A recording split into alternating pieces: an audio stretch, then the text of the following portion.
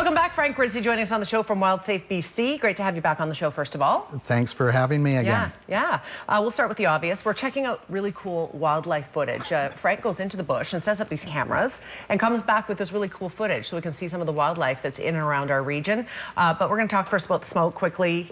Does it affect a lot of our wildlife? It does affect the wildlife, and I think I've got a clip here of the last time I was out, and there was a really nice sunset going on here, but it was brutal for the amount of smoke out there. Yes. And it does affect the animals, but I did want to talk about some of the other effects other than just the smoke. Yes. And how we interact with the wildlife. And I think the first one we've got up is a bear here. Mm-hmm. And this is a bear at one of the trail cameras that we were talking about. This is just outside of the city limits, and the bears like to come in and check out my cameras. They can smell these things a long ways away. My last set out, I had 6 bears chewing on my cameras. Good Lord. Is there damage sometimes? No, I've been good. But the other thing I wanted to talk about, bears and dogs. And here we have Karma, my wife's dog, and I wanted to show this is how you don't want your dog is off leash.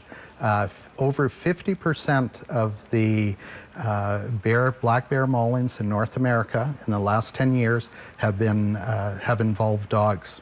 So it's the scenario. You're walking your dog, they're not on leash, they go up to the bear and get all aggressive. Yeah, and the dogs will chase the bear, and then the bear will chase the dog.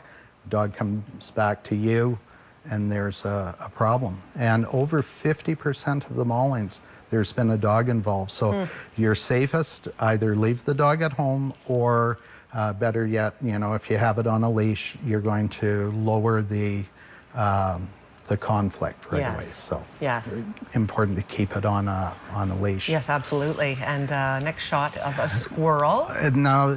So this squirrel is one I shot with my new camera, and I was really happy with it. And I was showing the people this squirrel, and somebody said, "Oh, a squirrel, that's just a rat in a fur coat."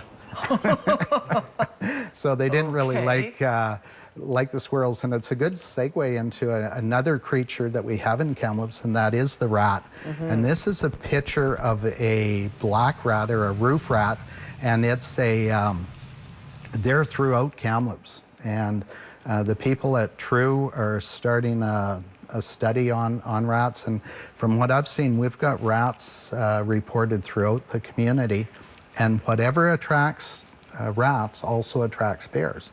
So if you manage for your rats, then you're not going to have bears, or vice versa. Mm-hmm. Why are we seeing so many rats here? We've had a couple of good winters, not last winter, but previous to that, we've had a couple really good winters, and people like to compost, and they like to feed birds. And the rats can live under the compost through the winter, so they've got a nice warm home, and they've got access to food. And then if you're feeding birds, they come out and they eat the bird seed, and they're doing really well. So really important that people manage those attractants. If you do find rats on your property and you've caught them, take a picture of them, send them to me, bc@wildsafebc.com, and I'll send them on to the people that are doing this rat study. And they'll come to your house? Like, what does that mean? No, it's just we'll figure out where the rats are being distributed around the city. Quickly, an interesting thing about composting. I know in certain areas of the province, you can get fined now if you're not composting. If you're caught with eggs and vegetable leftovers in your garbage, you can get fined. I know that because my parents live in this area, so they compost. Yeah. But I just wonder if that will ever prevent us from going to that level of being eco-friendly because of the concern with wildlife. Not if you're composting properly. So if you're composting properly, it's not going to provide a home for these other animals. And there are ways that, if you turn it regularly and do all the right things, compost is a good thing to do. It's just you've got to do it properly. And just like garbage, not everybody does. That's right. But a subject for another day. Yes. So let's get on to the next one. Wow. This is one of my favorites. I got this just up in Lac du Bois, and this is a cougar checking out a trail camera. That is something. That is You don't see that every day. You'll notice on the cat's ears that they're quite scratched up, so he's probably had a couple arguments with other cats Wildlife. through his life. That is awesome. That is great visuals. It is, and the cougars are, you know, always when people spot a cougar, there's a high level of concern because they're such a good predator. Yes. But realistically, not many people do get attacked by cougars, but you always want to be cautious around them. And what brings cougars into town are the deer, and I think we've got oh no, not yet, we've got a rattlesnake yet, but what bring the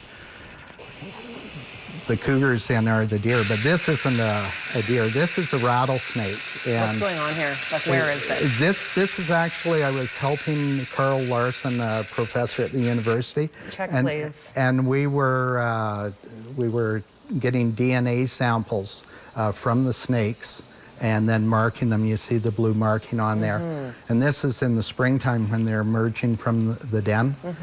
And because I was low man on the totem pole, I got to hold the snakes. Well, he got the DNA sample. And So it's where are those being found? Like the Lac du Bois, like that side of town or this side of town? They're all on the north side Yeah. of the Thompson River. So typically in the summertime, you don't want to be walking your dog off leash in those areas because, you know, we get 1 or 2 dogs a year get bit by rattlesnakes. And, you know, it's usually because the dog is seen as a threat to the snakes. So really important. Either keep your dog on a leash or walk your dog in Kennet Cartwright Park or those areas. In my bubble of ignorance, I always like to think I'm never going to run into a rattlesnake. I still find it hard to believe that creature is lurking in the hills, right? It's crazy to me. Yeah, and we have a pretty good population of rattlesnakes, but it's really important that people understand that the rattlesnake doesn't want to have anything to do with you. Right. That's why it has a rattle. And if you see one, just stop, back away, and you and the snake are going to be safe. Oh, we go. We only have about a minute, so let's get to the deer. What's going on here? The deer, this is just a deer I got south of town here on one of my trail cameras. But really important, we've had a lot of deer calls this year. I think we're on track to set a new record. We'll have about double the number of calls we normally get about deer. Is this wildfire related? They're being pushed out? Or no? No, it's just that people are still feeding deer. And really? And bringing the deer in. And I mean, it's cute to see one deer, you know, once a week. But if you've got 10 deer living in your yard year-round, it's no longer any fun. And it's not a secret that you're feeding them if they're showing up at your place every day. And it's really important that we look after that. I love the cougar shots. Yeah, actually, Awesome. this is a bobcat, and running off on the right-hand side there, that is a bushy-tailed wood rat. And I got so them both on probably. the camera. I spliced that together, but that's a bobcat. Is he going after that? He would have been hunting it at that time. We've got a couple other quick clips here. These are just some loons I got 3 days ago. They're a sign of the wild for sure. And then along with that, next up, I think we have some bees that oh no, this is a golden eye just south of town. Beautiful. Yeah, it's great. People can still get out. This is 15 minutes out of town. Really? And you can see great stuff like this. It's just a matter of getting out there. I wanted to show this bee combing its hair with its bristles on its legs. You're getting some great video. Yeah, and these pollinators, everybody's talking about pollinators. These are wild bees. I think we have over 300 species. Look at the tongue on that bee. That's its tongue? That's its tongue. That's how it can get down and get the nectar out of those flowers. So really amazing, the stuff we do have around Kamloops. Just to encourage people to get out and enjoy nature out there. Yes, you know what? I love it when you come in. You have such great video. You got to come on more often. Well, thank you very much. Yeah, it's great. We'll be back here. A day in the life of Frank Ritcey with WildSafeBC. Thank you again for being here. We'll take a quick break. We'll be right back. Stay with us.